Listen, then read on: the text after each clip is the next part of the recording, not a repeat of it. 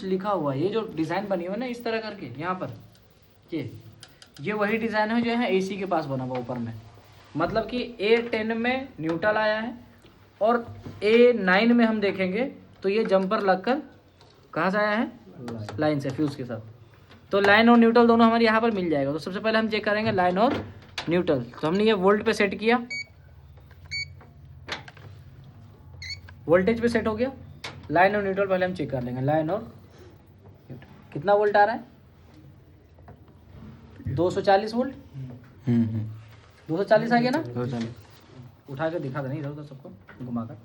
इसके बाद same voltage हमने बताया कि अभी ये हमने यहाँ से यहाँ तक टेस्ट किया है, तो हम क्या करेंगे, सेम वोल्टेज हमें यहाँ भी मिलना चाहिए। A9 और A10 पे कितना आ गया, दिखा दो सबको घुमा के, 240। पीछे भी दिखा दो, 240 आ गया। अब देखो इतनी दूर में हमने आधी PCB चेक कर ली है। अगर यहाँ 220 हमें सप्लाई नहीं मिलती, हम इसको लाइन काट के बारी बारी एक एक कंपोनेंट हम बजर पे चेक करते हैं। तो कम से कम PCB रिपेयर नहीं कर पाओगे, यानी ये तो मालूम चल जाए कौन सा कंपोनेंट खराब है। क्योंकि अब इन्वर्टर सीरीज़ आ गया है तो आपको धीरे धीरे अपने आप स्किल डेवलप करना पड़ेगा, इसमें भी थोड़ा बहुत काम करना पड़ेगा, वो तो खोल के चेंज नहीं। यहाँ तक आपने सप्लाई चेक कर ली, लाइन न्यूट्रल आ गया।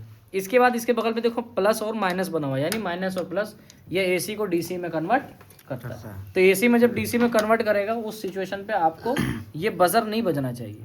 तो यहाँ AC में तो आ गया, अब बगल में माइनस प्लस है, इसका मतलब ये DC में कन्वर्ट हो गया। तो DC में कितना सप्लाई बताएगा वो यहाँ पर चेक करना। तो हमने क्या किया, AC सब इसको DC में सेट कर दिया। अब हमने यहाँ चेक किया, एक इस पे प्रॉफ रखेंगे और एक इस पे, कितना आ गया, 328 वोल्ट DC। 328 वोल्ट DC हमें मिल गया। और अभी अगर हम वो उस मशीन को कनेक्ट करके और स्लीप का बटन अगर प्रेस करते हैं ना, वो कौन सा है, हॉरिजॉन्टल स्विंग का बटन अगर प्रेस करके देखते हैं H1 H2 H3 में, तो ये 28 वोल्ट दिखाई देती है मुझे डिस्प्ले पे। AC से DC में कन्वर्ट हो गया। कन्वर्ट होने के बाद ये लाइन आगे होता है, यहाँ से रिएक्टर से फिल्ट्रेशन होकर ये सीधा कहाँ आती है, कैपेसिटर पे। तो कैपेसिटर पे हम सप्लाई चेक करेंगे। तो DC रेंज पे हमने सेट कर रखा है। अब कैपेसिटर पे सप्लाई चेक करेंगे। जो हमें ब्रिज रेक्टिफायर पे मिली थी, कितनी मिली थी यहाँ ब्रिज रेक्टिफायर पे, 327। तो वो वोल्टेज हमें यहाँ पर भी मिलेगी 330, यानी 1-2 वोल्ट बढ़ के, क्योंकि यहाँ कैपेसिटर लगा हुआ है। यहाँ जो 330 मिली है सेम 330, 319 हमें 329 यहाँ मिलेगी, है सेम वोल्टेज, दोनों में बराबर वोल्टेज हमें मिल गया। यानी यहाँ से लेकर हमने यहाँ तक PCB को पूरा चेक कर लिया।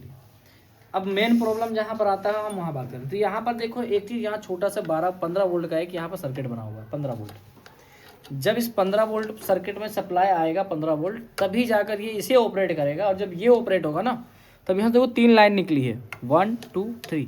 एक जाता है U पे, एक जाता है W पे, एक जाता है V पे, यानी UV W पे, यही तीनों से जाता है। तो इसे ऑपरेट करने के लिए 15 वोल्ट इसे चाहिए। अगर सारे जगह आपको सप्लाई ठीक मिल रहा है और ये 15 वोल्ट नहीं मिलेगा, इसका मतलब कि ये UVW यानी कंप्रेसर को सप्लाई नहीं देगा। तो फिर यहाँ पर ना देखो 15 वोल्ट यहाँ लिखा हुआ रहेगा। यहाँ 2 पॉइंट है, आप दोनों पॉइंट को ऐसे चेक करोगे तो आप जिस कंडीशन में आप रहोगे वहाँ पॉसिबल नहीं होता इसे एक साथ चेक करना। क्या पता ये सट गया तो PCB शॉर्ट कर जाएगा। इसीलिए आपने यहाँ से प्लस ले लिया और न्यूट्रल पूरे PCB में से ग्राउंड कहीं से भी ले सकते हैं। तो हमने क्या कि इसको DC में सेट किया, ग्राउंड हम कैपेसिटर से ले रखे कि ये बड़ा पॉइंट है। बहुत से लोगों का हाथ कांपता है ना, इसलिए तभी यहाँ पे 14.87 यानी 15 वोल्ट हमारे पास मिल गया है। अब इसके अंदर क्या करेंगे, हम UVW से बारी बारी चेक करेंगे।